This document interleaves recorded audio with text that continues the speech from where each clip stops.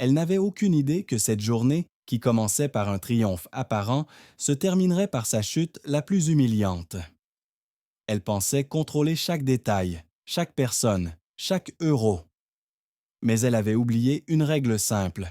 Les masques les plus modestes cachent parfois les visages les plus puissants. Mais avant de plonger dans cette histoire incroyable, faites-moi une faveur. Cliquez sur le bouton J'aime et si vous êtes nouveau ici, abonnez-vous à notre famille grandissante d'amateurs d'histoire.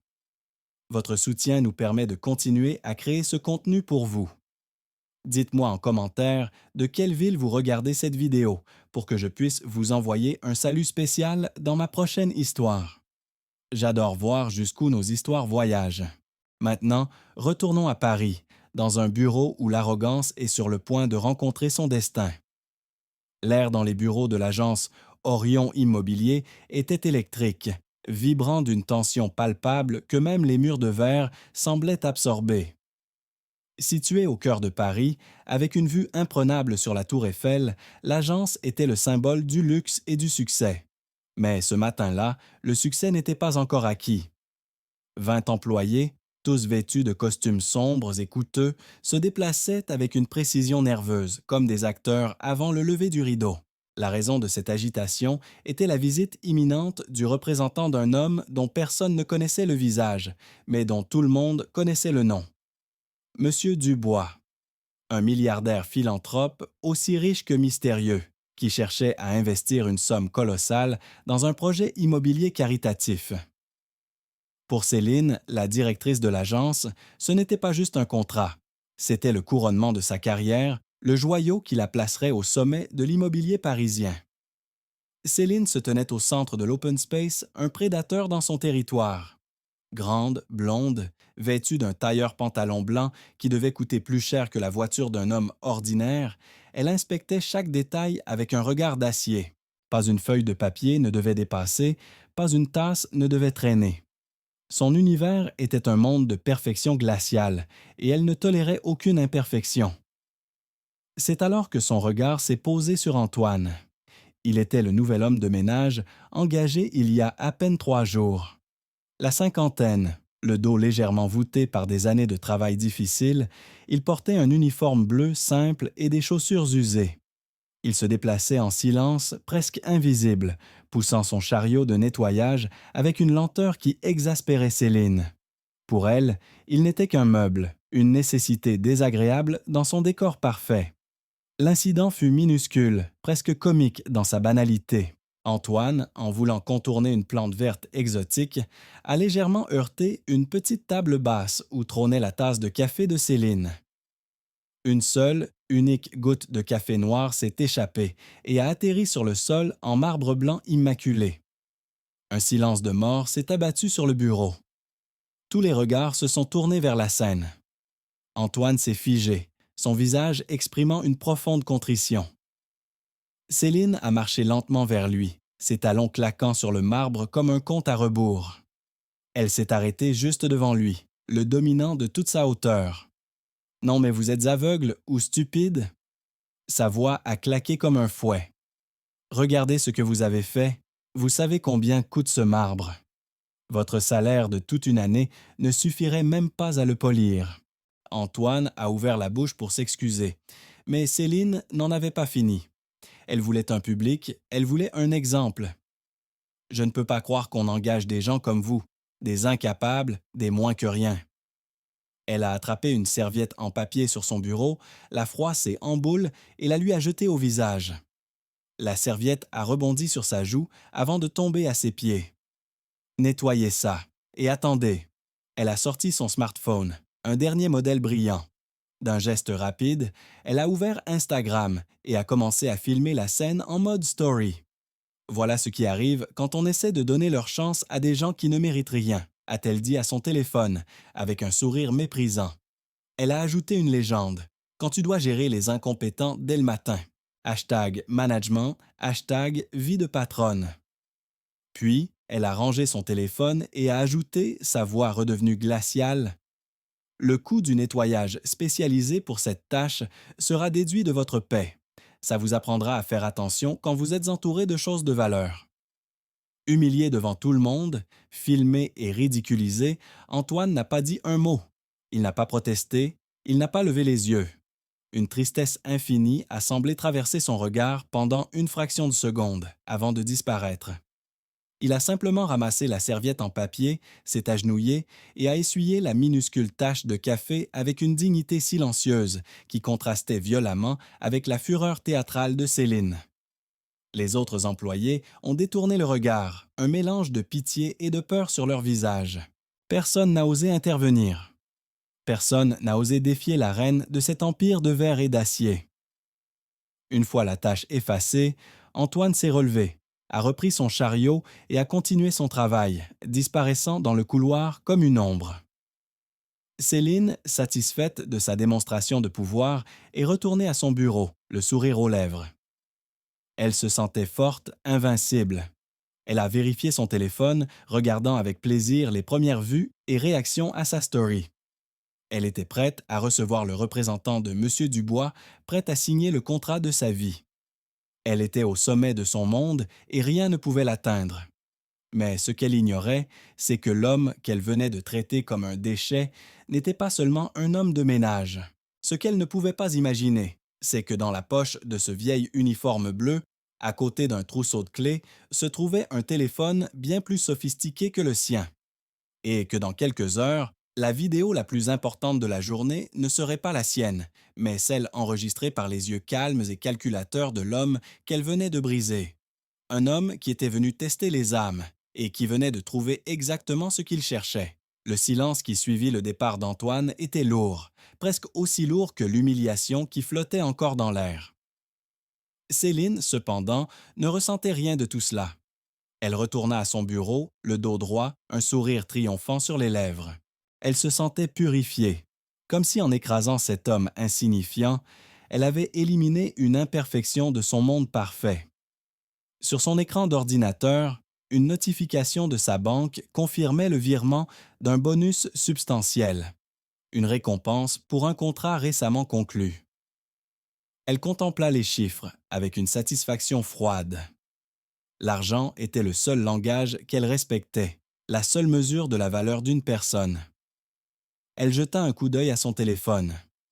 Sa story Instagram avait déjà accumulé des centaines de vues et des dizaines de réactions flammes.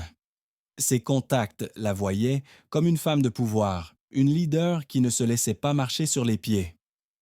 C'était tout ce qui comptait. Son regard balaya ensuite le bureau, cherchant une nouvelle cible pour affirmer son autorité avant la grande réunion. Il se posa sur Léa. Léa Martin était l'antithèse de Céline.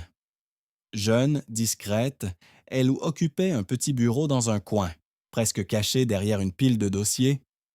Elle était assistante junior, mère célibataire d'un petit garçon de 6 ans, et ce travail chez Orion Immobilier était sa seule bouée de sauvetage dans une ville chère comme Paris. Elle travaillait plus dur que n'importe qui, arrivant la première et partant la dernière. Tout cela pour un salaire qui couvrait à peine son loyer et les frais de garde. Ce matin-là, elle était particulièrement pâle. Son fils avait toussé toute la nuit et elle n'avait dormi que 3 heures. Céline le remarqua. La faiblesse des autres était pour elle une source d'énergie. Elle s'approcha du bureau de Léa, ses talons faisant à nouveau ce bruit sec et menaçant. « Léa, j'ai besoin que vous compiliez les données de vente des 5 dernières années pour le quartier du Marais. Je veux une analyse comparative avec le 16e arrondissement. J'en ai besoin dans 1 heure. » Léa la regarda, les yeux écarquillés. C'était un travail qui demandait normalement une journée entière. « Mais madame, dans 1 heure, c'est… » « C'est un ordre, pas une suggestion, » la coupa Céline. « Si la tâche est trop complexe pour vous, je suis sûr que des centaines de jeunes femmes plus compétentes seraient ravies de prendre votre place. » Et votre bureau. L'heure du déjeuner arriva, apportant avec elle une nouvelle scène de cruauté subtile. Céline, trop importante pour manger avec ses employés, se fit livrer une luxueuse salade César d'un traiteur réputé. Elle l'ouvrit, picha 2 fois dans les feuilles de laitue avec sa fourchette en argent, puis fit une grimace de dégoût. « Ces croûtons sont mous », annonça-t-elle à la cantonade, comme si elle rendait un verdict royal. absolument immangeable. Sous les regards stupéfaits de ses collègues, elle se leva et jeta le récipient presque plein dans la poubelle de la salle de pause, un geste plein de mépris pour la nourriture et l'argent qu'elle représentait. Pendant ce temps, Léa était assise à son bureau, mangeant nerveusement un sandwich fait maison tout en essayant de terminer le rapport impossible de Céline. Son téléphone vibra. C'était un SMS de l'école. « Bonjour Madame Martin, Lucas a de la fièvre. Pouvez-vous venir le chercher dès que possible? » Le cœur de Léa se serra. Partir maintenant signifiait un licenciement certain. Ses mains se mirent à trembler. Elle se sentait piégée, impuissante.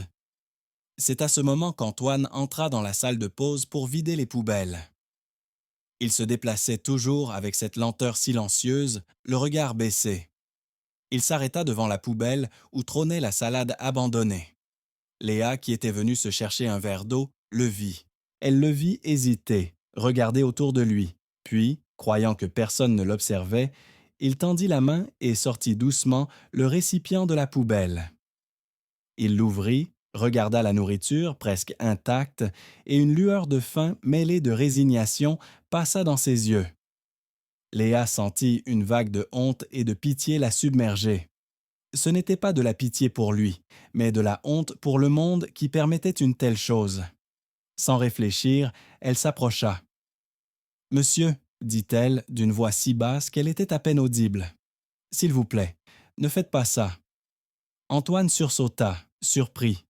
Il essaya de cacher la salade, le visage rouge de confusion.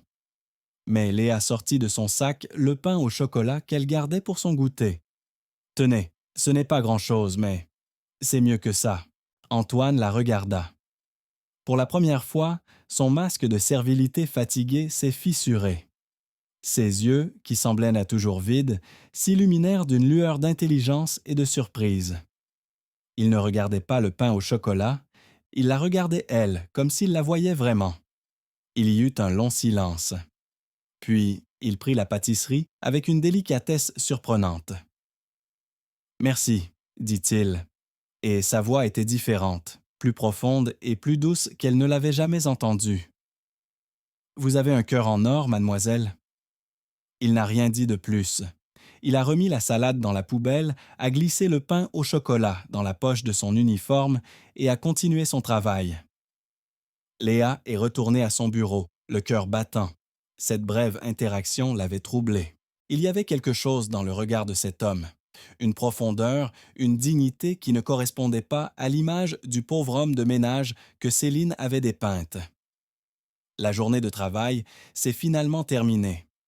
Les bureaux se sont vidés, laissant place au silence et à l'obscurité, seulement percés par les lumières scintillantes de Paris à travers les immenses blanches fenêtres. Antoine a terminé son dernier tour de nettoyage. Il a rangé son chariot dans un petit local de stockage au fond du couloir. La porte s'est refermée derrière lui, le plongeant dans une obscurité presque totale. Il est resté immobile un instant, écoutant le silence.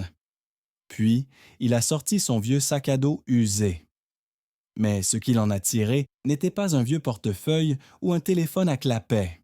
C'était un smartphone dernier cri, fin, noir mat, sans aucune marque visible.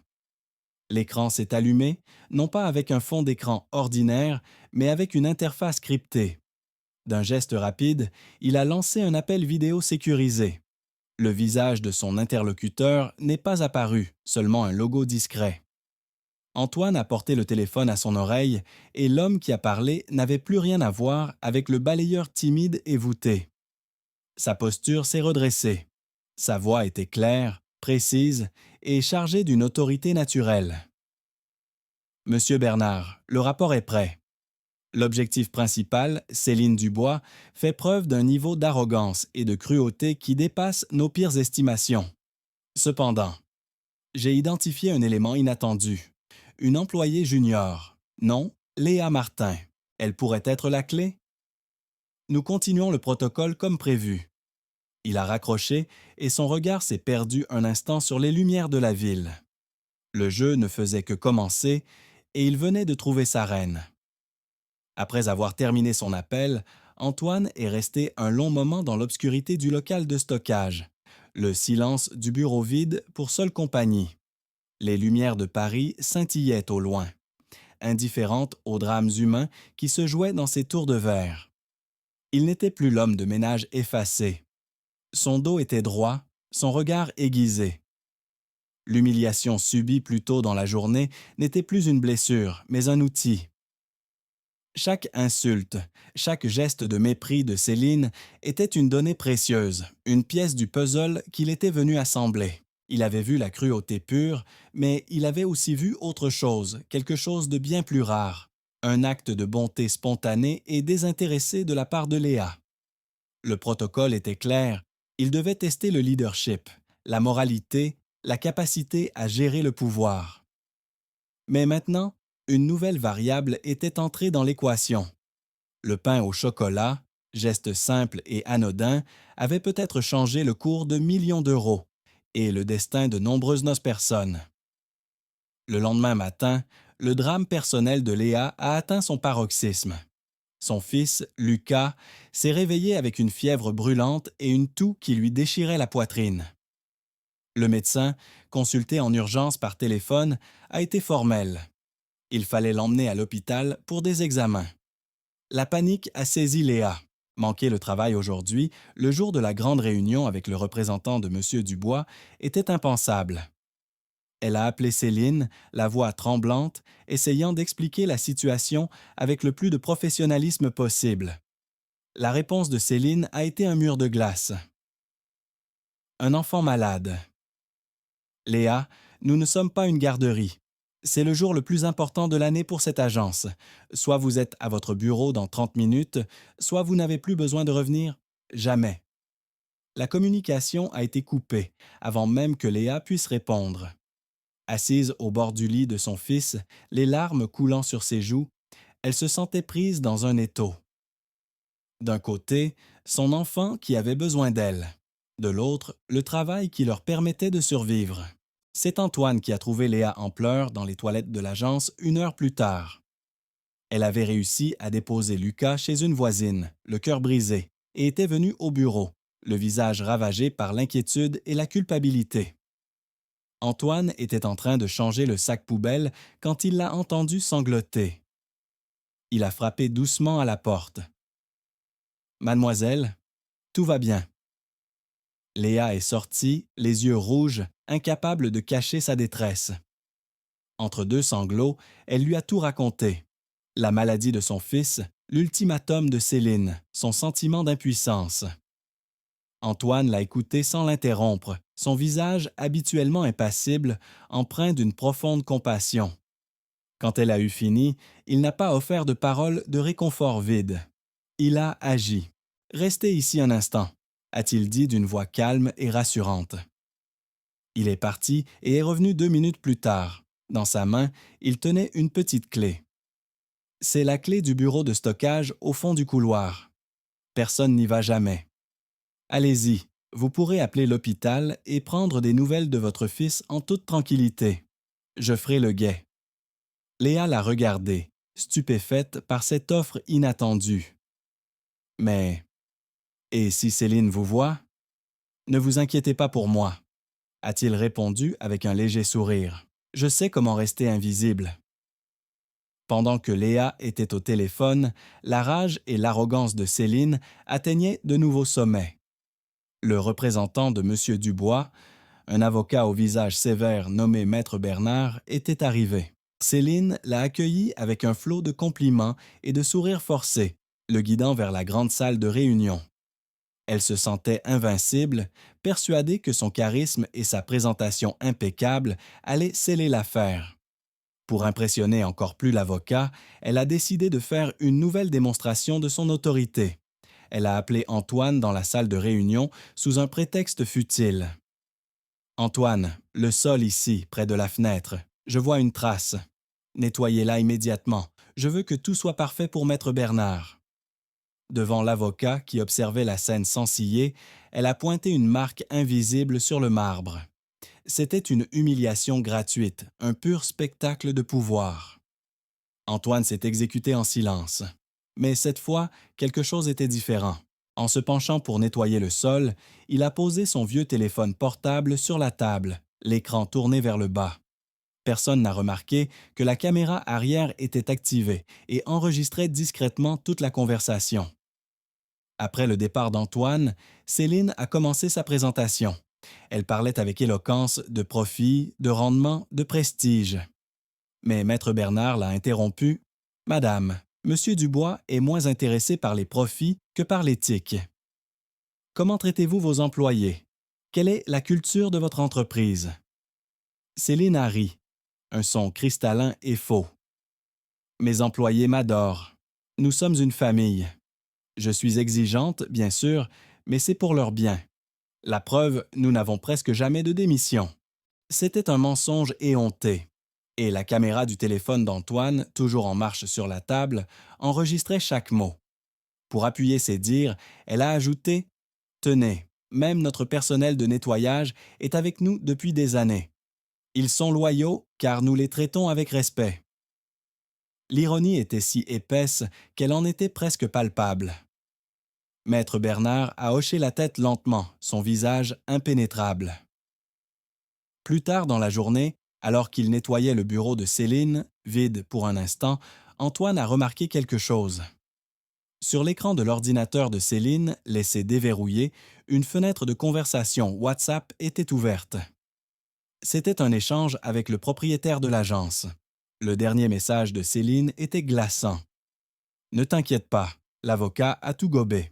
Une fois le contrat Dubois signé, on pourra enfin virer la mère célibataire et les autres poids morts. On optimisera les coûts. » Sous le message, une photo d'elle et du propriétaire, riant aux éclats sur un yacht, un verre de champagne à la main.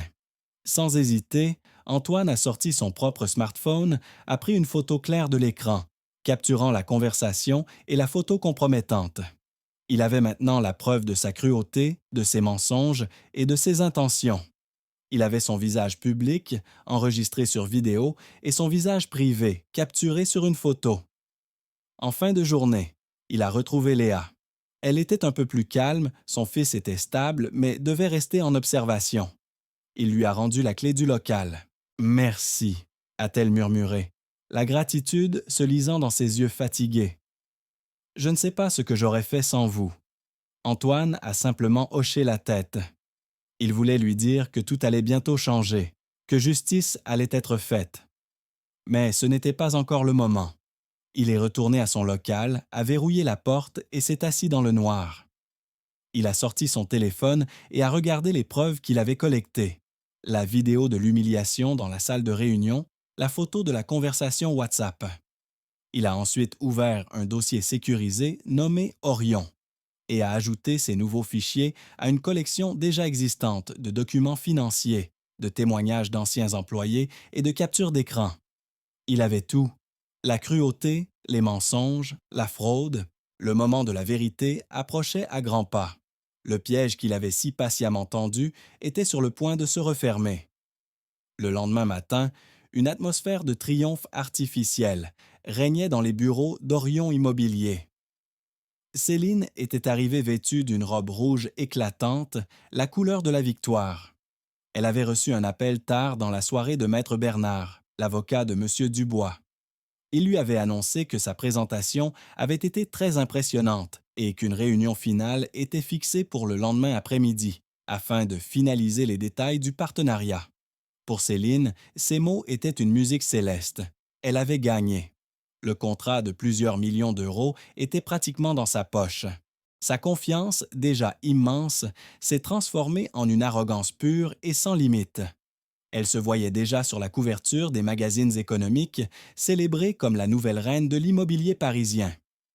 Elle marchait dans les couloirs non plus comme une directrice, mais comme une impératrice inspectant son domaine, distribuant des ordres secs et des regards condescendants à ses sujets tremblants. Sa première cible fut Léa. La jeune femme était revenue au travail, le visage marqué par une nuit blanche passée au chevet de son fils à l'hôpital. Lucas était hors de danger, mais devait rester en observation. Léa était épuisée, mais soulagée. Elle espérait un minimum de compassion de la part de sa patronne. Elle s'était trompée. Céline l'a convoqué dans son bureau de verre, laissant la porte ouverte pour que tout le monde puisse assister au spectacle. Léa, commença-t-elle d'une voix faussement douce. J'ai appris que vous avez passé une partie de la journée d'hier à régler vos problèmes personnels au téléphone. C'est inacceptable. Cette agence n'est pas un centre social. Léa a essayé de se défendre. Madame, mon fils était à l'hôpital. Je devais. Céline a levé la main pour la faire taire. Vos excuses ne m'intéressent pas. Votre manque de professionnalisme est un fardeau pour cette équipe. Alors voilà ce qui va se passer. À partir d'aujourd'hui, votre salaire est réduit de 20% pour manque de productivité. Et si j'entends la moindre plainte, la porte est là. Elle a pointé la sortie d'un geste théâtral. Léa est restée figée, le souffle coupé. 20%. C'était la différence entre payer son loyer et être à la rue. Les larmes lui sont montées aux yeux, mais elle les a ravalées. Elle ne voulait pas donner cette satisfaction à Céline. Elle a simplement hoché la tête et est retournée à son bureau, le cœur en miettes. Le pic de l'humiliation, cependant, était réservé à Antoine. Céline, dans son euphorie, a décidé d'organiser un petit déjeuner au champagne pour célébrer la future collaboration avec le Fond du Bois. Elle a fait venir un traiteur de luxe avec des plateaux de petits tufours et des bouteilles de champagne hors de prix. Alors que les employés se servaient timidement, Céline a appelé Antoine. « Antoine, venez ici. » Il s'est approché, son chariot de nettoyage à la main. Céline tenait une flûte de champagne. « Tenez, dit-elle avec un sourire cruel. Même les petites gens ont le droit de trinquer à mon succès. C'était une provocation, un piège. S'il refusait, il serait insolent. S'il acceptait, il serait ridicule. Les autres employés regardaient pas la scène, mal à l'aise. Antoine a regardé la coupe, puis a levé les yeux vers Céline. Son visage était calme, presque serein. « Non, merci, madame. Je ne bois pas en service. » Cette réponse calme et digne a rendu Céline furieuse. Elle ne supportait pas qu'on lui résiste, surtout pas lui. Sa voix est devenue sifflante. « Comment osez-vous? Vous refusez de célébrer le succès de l'entreprise qui vous nourrit. » Elle s'est approchée de lui, son visage déformé par la colère. « Vous savez ce que vous êtes, Antoine. Vous êtes un moins que rien. Un rat qui nettoie les miettes des gens qui réussissent. Vous n'êtes rien et vous ne serez jamais rien. » Puis, elle a commis l'acte irréparable. Sous les yeux horrifiés de tous, elle a vidé sa flûte de champagne sur la tête d'Antoine.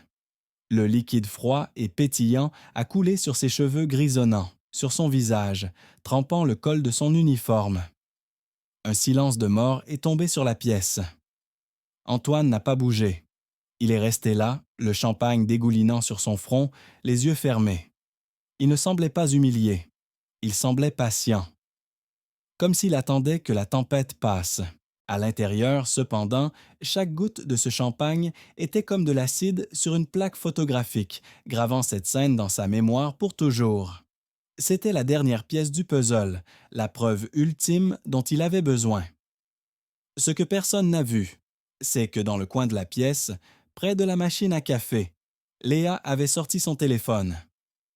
Tremblante de rage et de pitié, elle avait filmé toute la scène.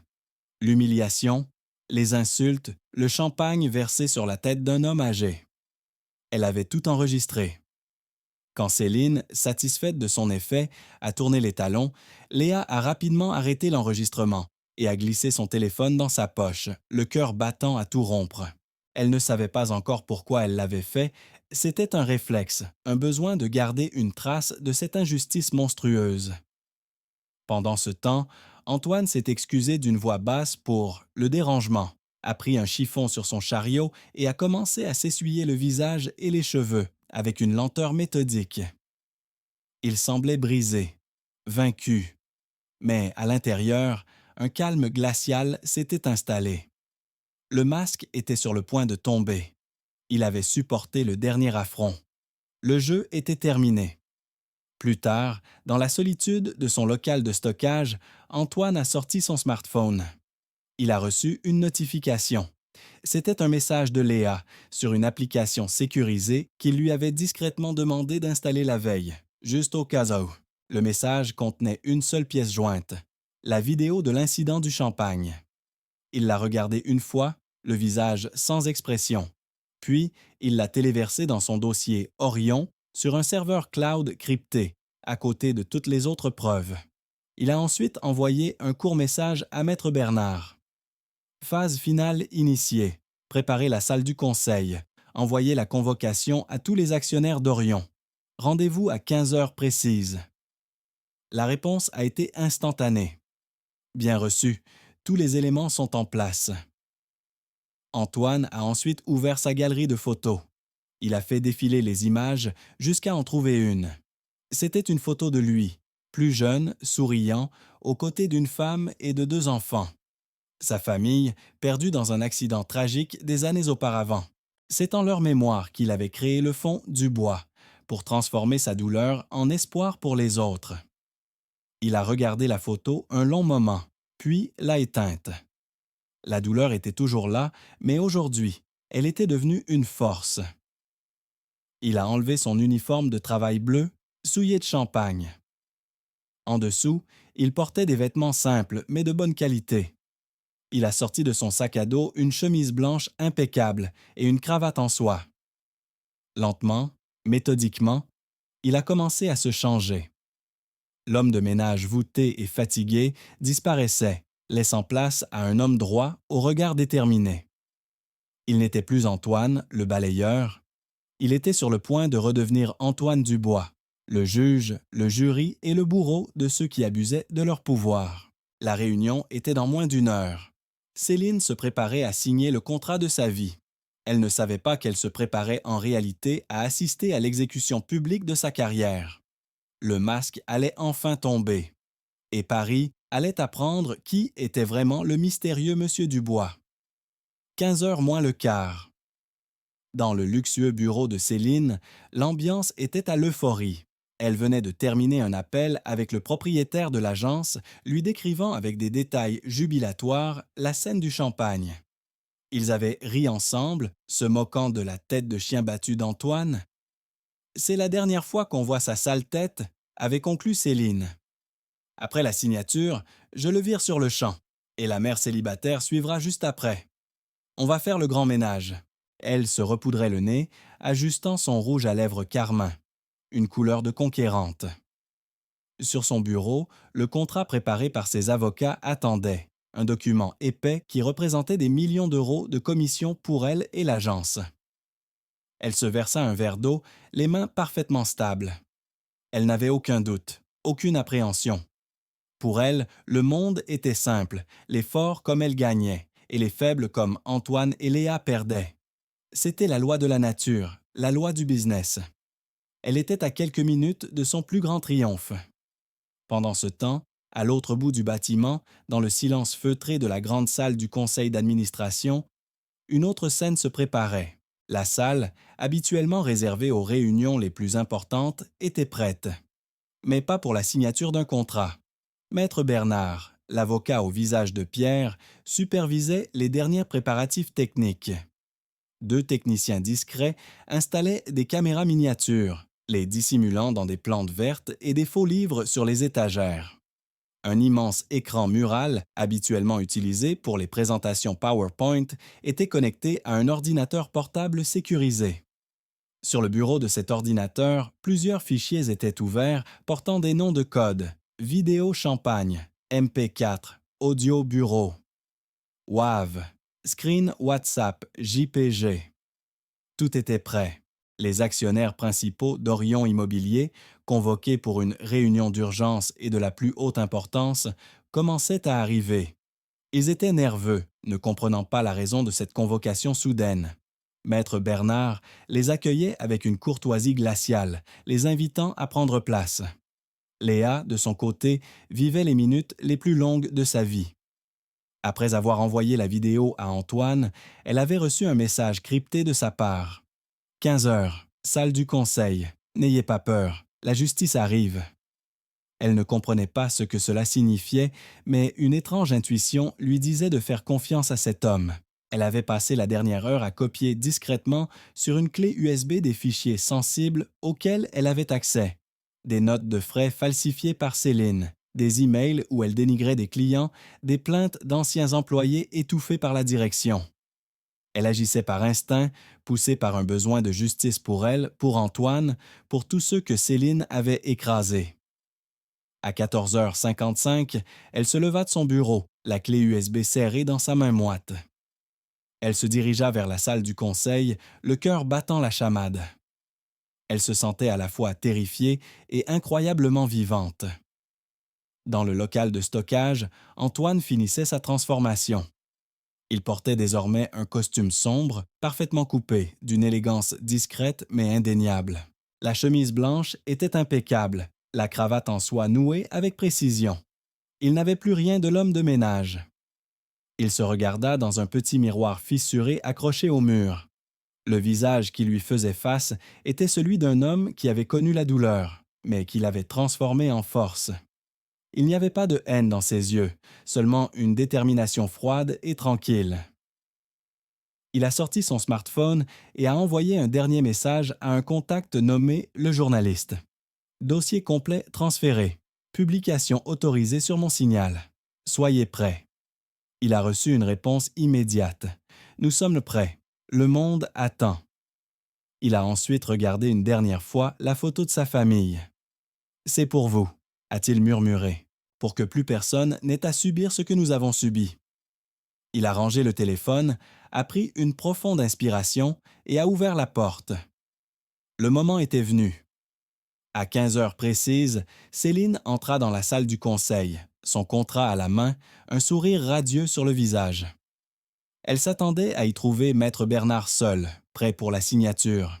Sa surprise fut totale en découvrant la salle remplie. Les actionnaires, le propriétaire de l'agence, tous la regardaient avec des expressions graves et interrogatives. Son sourire s'est légèrement figé. « Que se passe-t-il?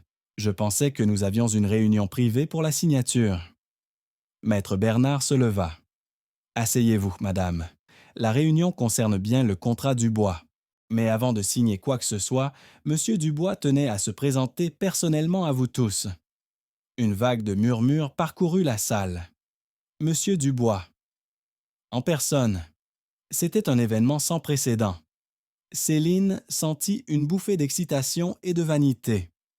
Le grand homme venait en personne pour la féliciter. Elle reprit contenance, s'assit au bout de la table, se sentant plus importante que jamais. Elle lissa sa robe rouge, prête à rencontrer la légende. La porte de la salle du conseil s'ouvrit. Tous les regards se tournèrent dans cette direction. Et dans l'encadrement de la porte se tenait Antoine. Pas Antoine le balayeur, mais Antoine Dubois, droit, calme, vêtu de son costume impeccable. Un silence de mort, absolu et total, tomba sur la salle. Les actionnaires le regardaient, ne comprenant pas. Le propriétaire de l'agence fronça les sourcils, confus. Seule Céline comprit. Ou plutôt, son cerveau refusa de comprendre. Elle le fixa, la bouche entr'ouverte, les yeux écarquillés par l'incrédulité. Elle passa du rouge de la victoire au blanc de la terreur en une fraction de seconde. C'était impossible. Un cauchemar. Une blague de mauvais goût. Elle secoua la tête, comme pour chasser l'image. Mais l'homme était bien là, réel, et son regard était fixé sur elle. Un regard sans colère, mais lourd de jugement. Antoine avança lentement dans la pièce. Chaque pas résonnait, dans le silence assourdissant. Il s'arrêta à la place d'honneur, en face de Céline. Il ne lui adressa pas la parole. Il se tourna vers l'assemblée. « Bonjour à tous. Je vous remercie d'être venus. Mon nom est Antoine Dubois. » Sa voix, calme et posée, était comme un coup de tonnerre dans la salle. Il laissa la nouvelle s'installer, savourant le choc sur les visages. Puis, il se tourna enfin vers Céline, dont le visage était une caricature de l'horreur. « Madame, » dit-il, et sa voix était devenue glaciale, « vous vouliez rencontrer M. Dubois. Le voici. Nous avons beaucoup de choses à nous dire. » Il fit un signe de tête à Maître Bernard. Sur le grand écran mural derrière lui, la première image apparut. C'était une capture d'écran de la story Instagram de Céline, celle où elle humiliait le moins que rien. Le spectacle ne faisait que commencer. Dans quelques minutes, leur monde, construit sur le mépris et l'arrogance, allait s'écrouler, et ils seraient là pour regarder chaque brique tomber. Le visage de Céline était un masque d'horreur figé.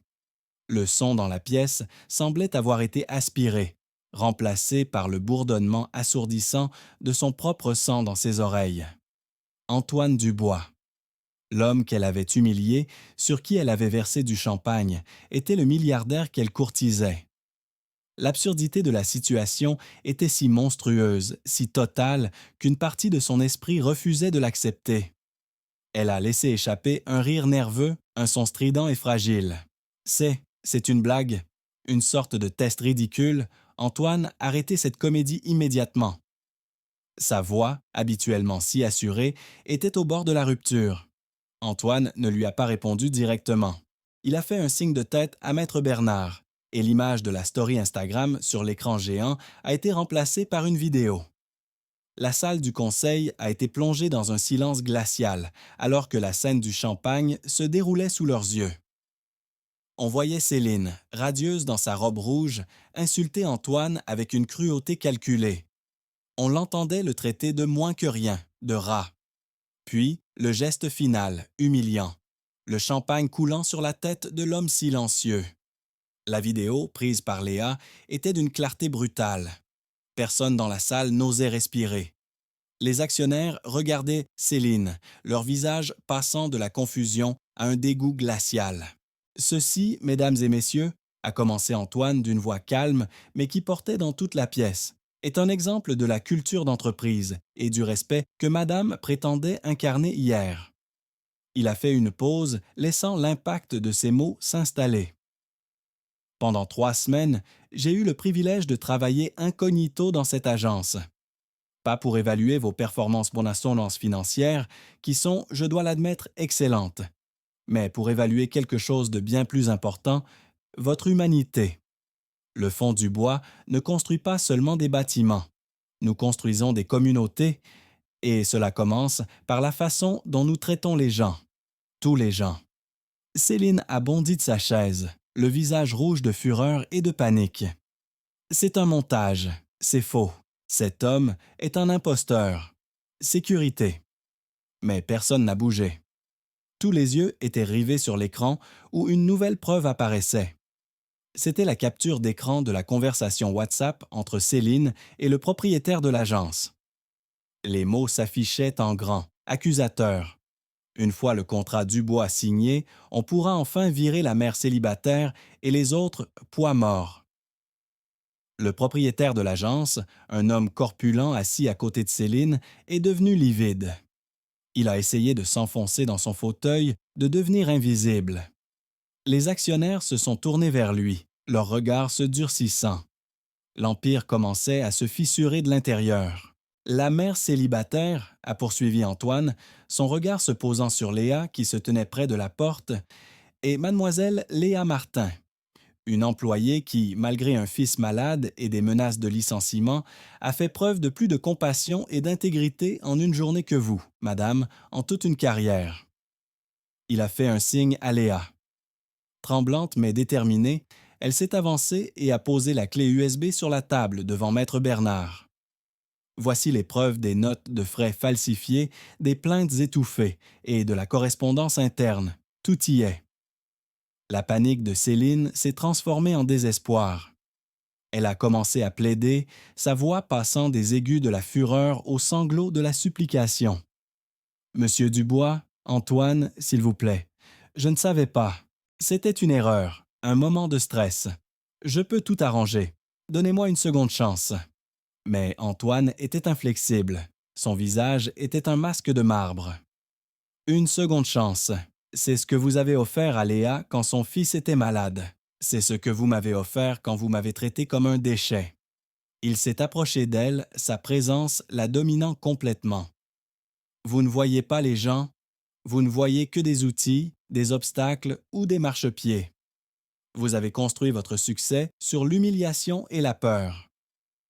Aujourd'hui, votre empire s'effondre. Et comme pour ponctuer ces paroles, les téléphones de tous les actionnaires dans la salle ont commencé à vibrer simultanément.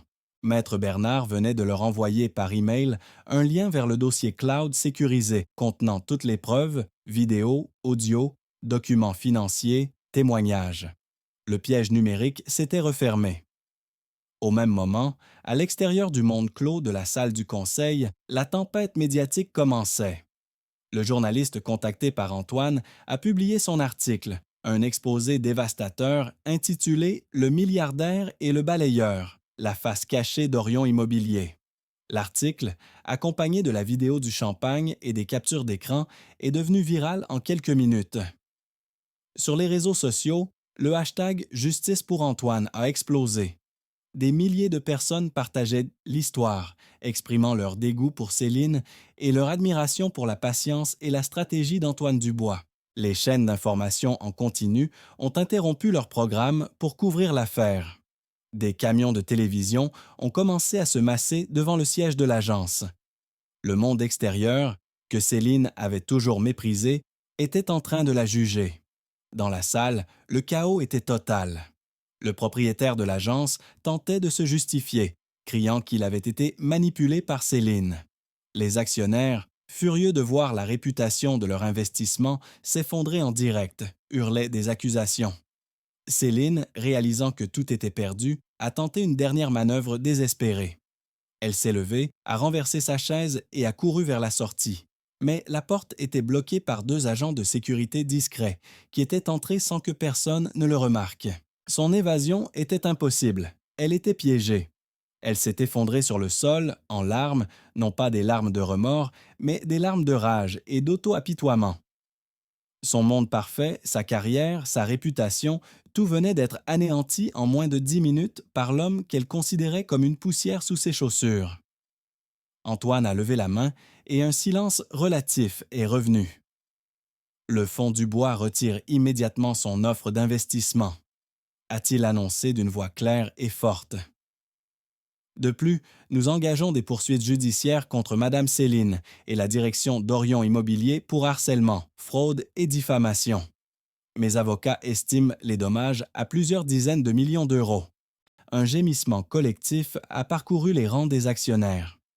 Cependant, a continué Antoine, je crois aux secondes chances. Pas pour ceux qui abusaient du pouvoir, mais pour ceux qui le méritent. Il s'est tourné vers Léa qui le regardait, les yeux brillants de larmes et d'incrédulité.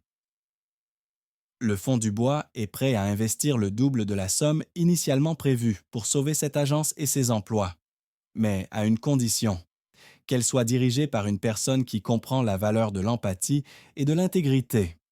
Il a marqué une pause, laissant le suspense monter. Je propose au conseil d'administration de nommer immédiatement Mademoiselle Léa Martin comme nouvelle directrice générale d'Orion Immobilier Paris. Un murmure de stupéfaction a parcouru la salle, rapidement suivi par une vague d'approbation. Pour les actionnaires, c'était une bouée de sauvetage inespérée. Ils ont applaudi, d'abord timidement, puis avec une force croissante. C'était la fin du règne de la terreur et le début d'une nouvelle ère. Léa, submergée par l'émotion, a couvert sa bouche de ses mains, des larmes de joie coulant sur ses joues. Antoine s'est approché d'elle et lui a tendu la main. « Félicitations, Madame la directrice. » La justice n'avait pas seulement été rendue, elle avait été poétique, spectaculaire et totale. La vérité avait enfin éclaté, et pour tous ceux qui se trouvaient dans cette pièce, rien ne serait plus jamais comme avant. Le masque était tombé, révélant le monstre, mais aussi le héros inattendu, et ce n'était que le début de la chute pour certains et de l'ascension pour d'autres. La chute de Céline fut aussi rapide et brutale que son ascension avait été impitoyable. Dans les jours qui ont suivi la réunion explosive, l'histoire d'Orion Immobilier est devenue un phénomène national, puis international. La vidéo du champagne, surnommée « le champagne de la honte » par les internautes, a atteint plus de 100 millions de vues en une semaine. Céline est devenue le visage de l'arrogance patronale, une paria sociale. poursuivi en justice par Antoine Dubois pour des dommages et intérêts records, ainsi que par une douzaine d'anciens employés qui ont trouvé le courage de parler. Elle a tout perdu. Sa luxueuse maison, avec vue sur la tour Eiffel, a été saisie pour payer une partie de ses dettes. Ses comptes en banque ont été gelés. Ses amis de la haute société l'ont abandonné, effrayés d'être associés à son nom toxique. La dernière fois qu'on l'a vue publiquement, c'était à la sortie du tribunal, le visage caché derrière de grandes lunettes noires, harcelée par les journalistes. Elle a fini par accepter un travail de télévendeuse dans une petite entreprise de banlieue, un retour ironique et cruel à la case départ, obligée de passer ses journées à subir le mépris des gens au téléphone. Le propriétaire de l'agence, complice de ses manigances, a été contraint de vendre toutes ses parts pour éviter la faillite et fait maintenant face à des accusations de fraude fiscale. Leur empire, construit sur le sable mouvant de la cruauté, s'était effondré en poussière. Pour Léa, en revanche, ce fut le début d'une nouvelle vie. Sa nomination à la tête de l'agence, initialement accueillie avec scepticisme par certains, s'est avérée être un coup de génie. Elle a dirigé avec l'empathie et l'intégrité qui lui avaient toujours fait défaut. Elle a réembauché plusieurs employés injustement licenciés par Céline, a instauré une politique de transparence et de bien-être au travail, et a transformé l'agence en un modèle d'entreprise éthique. Sous sa direction, et avec le soutien financier massif du Fonds Dubois, Orion Immobilier a non seulement survécu, mais a prospéré comme jamais auparavant, se spécialisant dans les projets immobiliers à impact social. Léa a pu offrir à son fils, Lucas, les meilleurs soins médicaux et une vie stable et heureuse. Elle n'a jamais oublié d'où elle venait. Chaque année, elle organisait une grande journée de charité, financée par l'agence pour aider les mères célibataires en difficulté.